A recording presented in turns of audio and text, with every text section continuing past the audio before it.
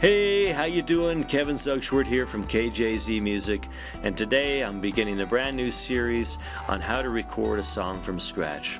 This would be perfect for you if you're an absolute beginner or if you're just getting started with the basics of how to record and mix music at home. So in this video I'm going to walk you through what you need for gear to get started and how to set up your session and get your idea into the software before you even work out the rest of the recording. So maybe you write your own music like I do, and right now I've been working on a song and I have a little bit of an idea.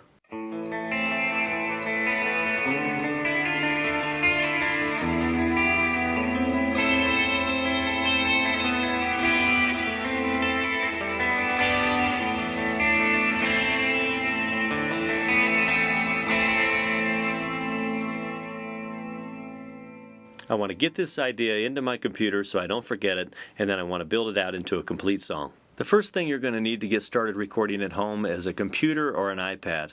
Don't run out and buy anything brand new now. Try what you've got and see if it'll work. Some of the software will work on older devices. The next thing you're going to need is an audio interface. I'm currently using the Yamaha AG03 mixing console. It's about $189 currently at sweetwater.com. This is a great little mixing console. It might be more than you need necessarily. You can probably find something a little cheaper. I use this one for lots of different things like streaming and doing online lessons and things. So if you need it for that, that's great. You can have those additional features. You're going to need at least one microphone, preferably a large diaphragm condenser microphone, but a dynamic mic will work as well. I'm currently using the Blue Yeti Pro USB, which is nice if you want to connect it directly to your computer or to your iPad. I've seen these going for around $99, so pretty reasonably priced. You're going to want to get some studio headphones or some powered monitors to listen back to what you're recording. I'm currently using the Sennheiser HD600 open back headphones, and these are going for approximately $299 currently.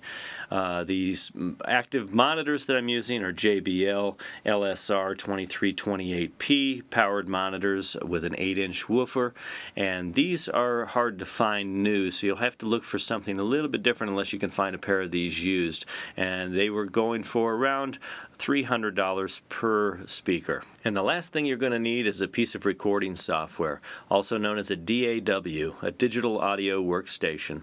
I'm currently using Cubasis 2 on an iPad, but you could use GarageBand if you have that available on a Mac or an iPad. Also, Audacity is a free piece of software that's great for Windows, I understand. I personally don't use that, but check it out. When you're getting started recording your music or coming up with an idea, the first thing you want to do is pick a genre. You probably already have that picked. Maybe you play acoustic guitar and you like acoustic styles or country or blues or rock or metal, but choose your genre. Make sure you know where you're headed as far as where your sound's going to be. We are here to make coffee metal. We will make everything metal, blacker than the blackest black, times infinity. The next thing you should do is pick a title for your song.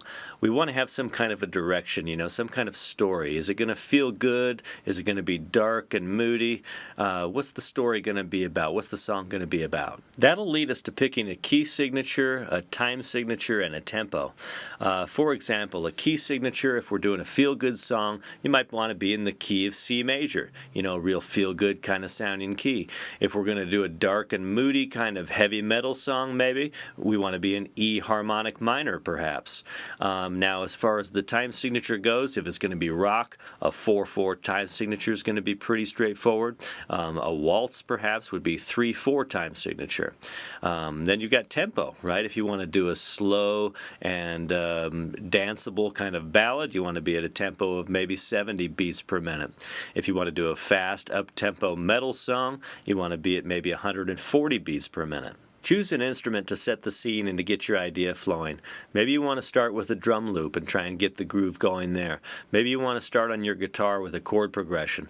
Or maybe you want to go to your piano and play a simple melody. Those are the three main sections I'm looking for when I'm coming up with a new song idea. Either rhythm, a chord progression, or a melody. Now let's look at some examples of song structures. In this diagram here, you'll see that it starts off with an intro, and that's to attract the listener's attention and introduce them to the song. And then you go into the verse, and that'll be the part where you tell the story and give some details. The pre-chorus is kind of optional. Not every song will be using this, but if you do, it's a good way to build anticipation for your chorus. And the chorus, of course, is your main theme or your hook or your main message. Usually it's repeated more than once in a song. And then you've got your bridge, and this is just to create a break away from or a variation to the rest of the song. And then you've got an outro. Some people use this, some people don't. Some songs, I should say. And so that'll be the conclusion, of course, if you do use that, and end the song with a variation or a fade out.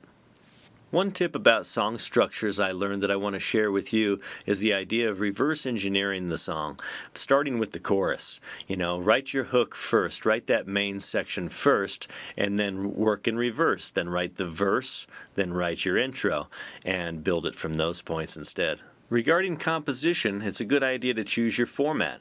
Are you going to write the notes down on paper so that you can remember what you're doing, or are you going to simply memorize it and keep it all up here?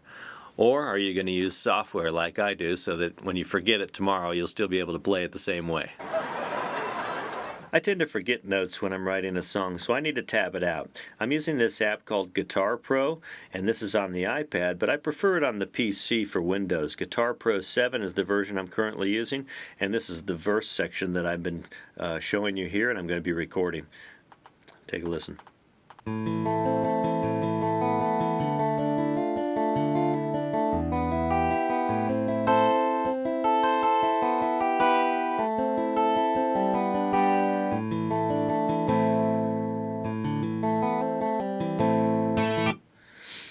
And that's the part that I'll be recording and showing you how to get going for this tune here. Using your DAW, set up the scene and build up your idea one section and one measure at a time.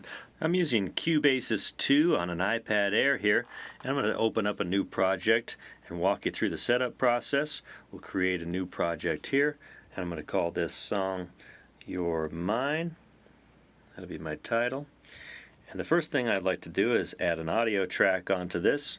And I want to add a new app through routing, and that's going to be called Enter App Bias Effects 2. This is a guitar amp simulator that I like to use and record with. The amps sound really great on it.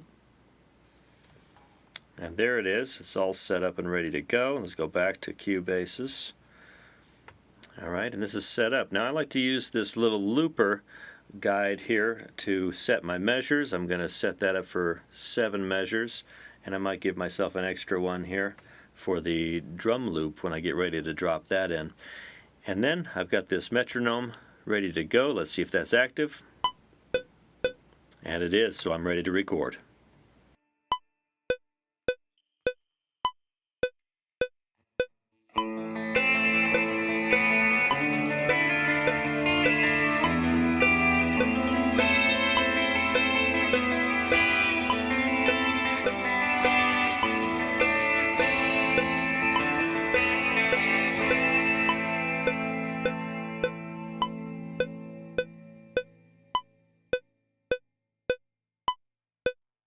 So let's review.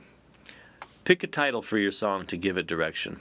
Start with one instrument and one type of playing to create your first idea. Use what resources you have to compose your first section and one measure at a time. And that's it for part 1 of this series. Be sure to subscribe so you'll be notified for the next video when it comes out, and also give me a thumbs up if you enjoyed this one. Go to kjzmusic.com for more, and if you'd like to get a guitar lesson or a piano lesson with me online, click the Book Online tab. I'll see you in the next video.